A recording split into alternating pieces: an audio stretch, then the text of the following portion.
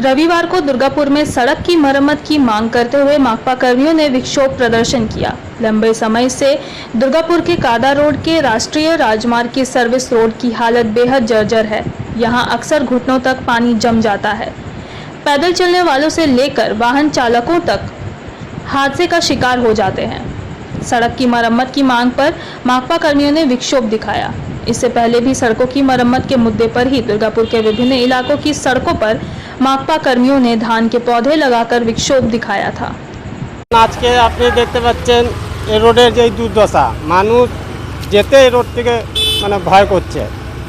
এই রাস্তা দিয়ে স্কুলের বাচ্চারা, অ্যাম্বুলেন্স, ছোট গাড়ি, বড় গাড়ি সব ধরনের গাড়ি যাচ্ছে, কিন্তু যে কোনো মুহূর্তে বড় ধরনের অ্যাক্সিডেন্ট হওয়ার সম্ভাবনা আছে। আমরা বারবার প্রশাসনকে জানিয়েও এর কোনো লাভ হয় না। তাই আমরা একটা ডেপুটেশন দিচ্ছি যাতে এই রাস্তার একটা আমাদের হাজারের উপরে কালেকশন সাইন করা হয়ে গেছে। এটা আমরা ন্যাশনাল হাইওয়ে অথরিটিকে দেব এক কপি, মেয়রকে দেব, তারপরে এসডিএমকে দেওয়া হবে এক কপি অরবিন্দু থানায় দেওয়া হবে, যাতে এই রোডটা তার যত তাড়াতাড়ি সম্ভব। আগেও করেছি, তখন কোনো কিছু করে না, ওই একটু দুর্ঘটনা হলো, ছাই পালিশ করে টেম্পোরারিভাবে বানিয়ে দেওয়া হয়েছে।